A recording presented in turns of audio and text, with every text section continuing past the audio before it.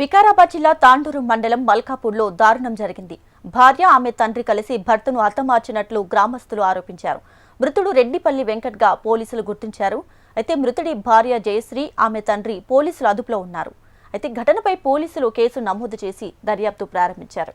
ఇక హత్యకు గల కారణాలు తెలియాల్సి ఉంది.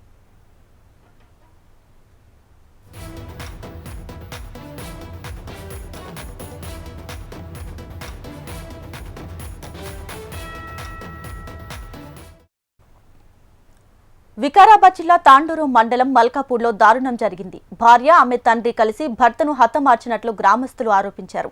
మృతుడు రెడ్డిపల్లి వెంకట్గా పోలీసులు గుర్తించారు. మృతుడి భార్య జయశ్రీ, ఆమె తండ్రి పోలీసుల అదుపులో ఉన్నారు.